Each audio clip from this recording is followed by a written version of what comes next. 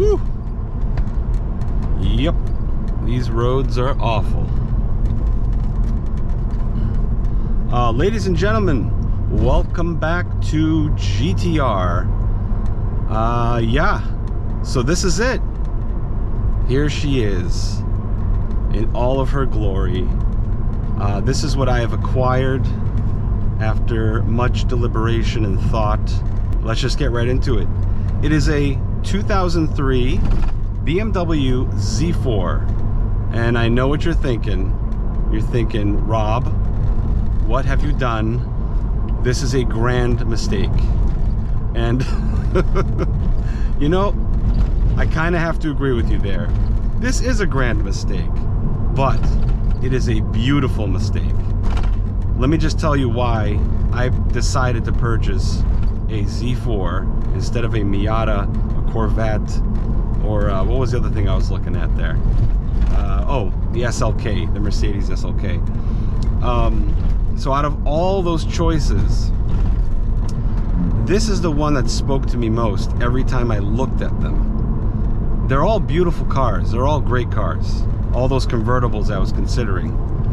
But when I saw this one in person, there is something about its form, its beauty. There's a gracefulness to the design of this vehicle that really spoke to me more than the other cars.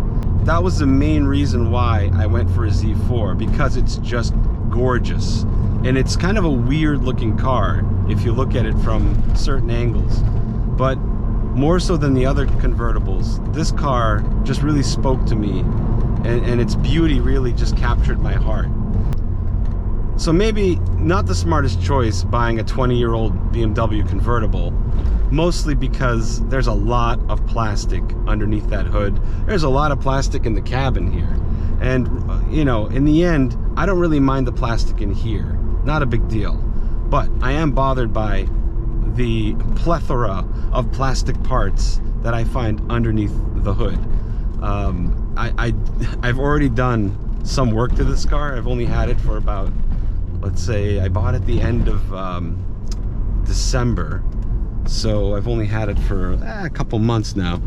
And I had to change the valve cover gasket just recently because it was starting to leak, and it was dripping on the exhaust and making all this smoke, and it was not a pleasant driving experience. So that's something that's expected though in BMWs like this. But you know, as I'm looking under the hood at the other parts of the engine, as one of my viewers stated, yeah, there's a lot of plastic under this hood, more than I was expecting. So I'm a bit concerned about that aspect of this car. But this car in particular is unbelievably clean. Whoever had it before me really took good care of it. They kept it dry. They kept it away from any kind of snow or moisture completely.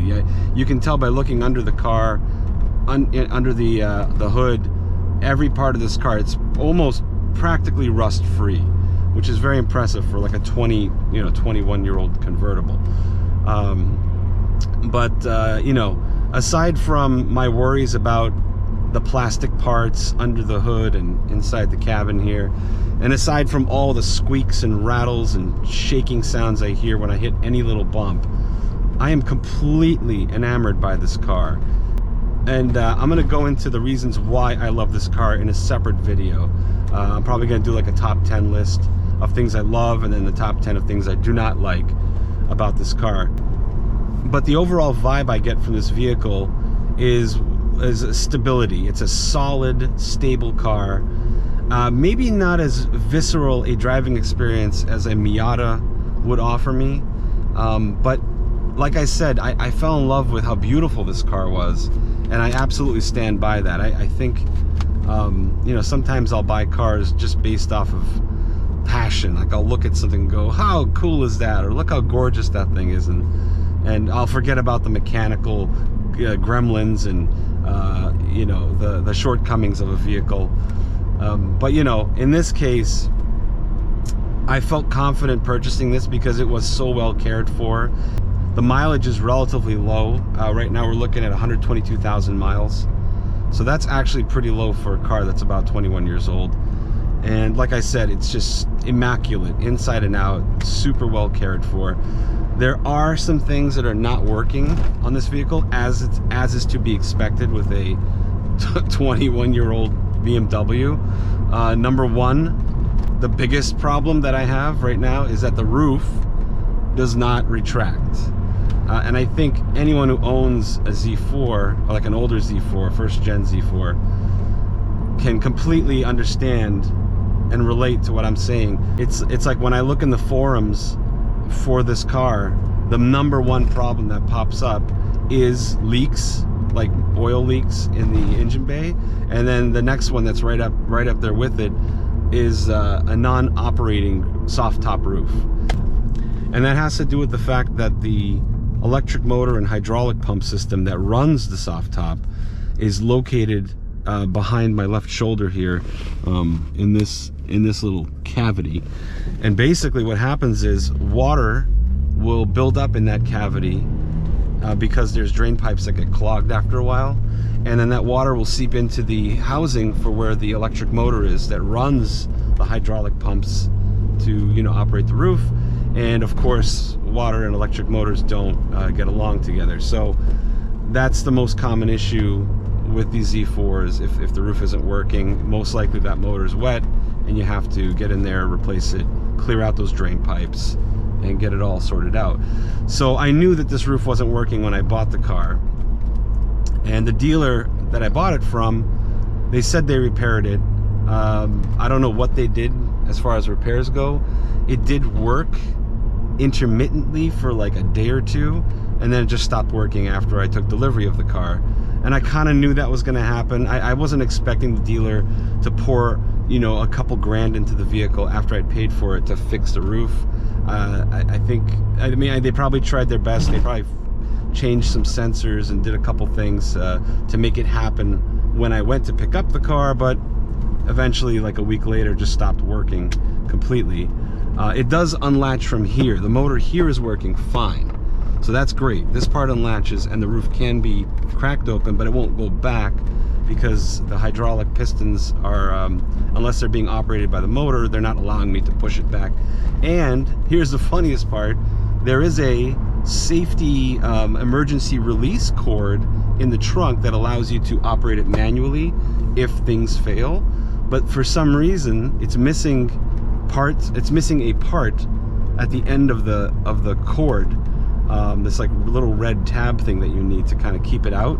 And even when I pull it just by hand or with a pair of pliers, it does not disengage the motor system from the roof. So there's no way for me to lower this roof even manually, which is kind of a cruel joke, because I figured, oh, I don't care if the motor's not working, I'll just do it manually with that emergency release cord. But no, Robert, you're asking too much. So anyways, aside from the non-operating roof and that leak that I fixed recently, the valve cover leak, this car is, knock on wood, it's been a joy to drive. It's extremely comfortable. The driving sensation in the steering wheel, it's a little numb, and I remember reading about that before I bought the car. That's because it's an electric assist steering, so it's taking away some of that road feel in the wheel. But honestly, everything else is so good that I don't mind that as much. It's okay that I'm not getting as much feel from the steering wheel, because the seating position is great, the ergonomics are amazing, the steering wheel feels awesome. It's like the perfect size. Well, wait a minute, I gotta stop right there, because now I'm going into all my likes for this vehicle, and that's, like I said, for another video. And I'm hoping to get this roof fixed in the next couple weeks, because it is now March, the beginning of March here in Massachusetts, starting to warm up a little bit, and for me to not be able to put the top down is kind of torturous. I'm a little annoyed at that, but we're gonna get to it. We're gonna fix that. I might actually make a whole video about how to repair that roof, and I don't want to pay a mechanic to do it. I know it's gonna cost like over $1,000 to get it done, because that motor is tucked in there and it's super annoying to work with. I'm sure the motor's not cheap. Yeah, all those little things. But yeah, that's it. Here she is, 03 Z4. Gosh, I'll tell you what, They did a great job with the sound of this vehicle. It's not loud, but it has just enough, like, I don't know how to explain it. It has just enough noise reaching into the cabin to make the experience really special. Here, listen to this.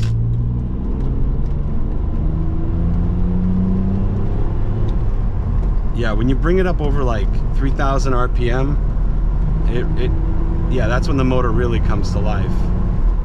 I'm not really, I don't like driving fast. I'm not into speed. I'm more into just cruising and looks. I've never been a speed guy. I like cars that look cool, that are quirky, and that are reliable. Anyways, that's pretty much it.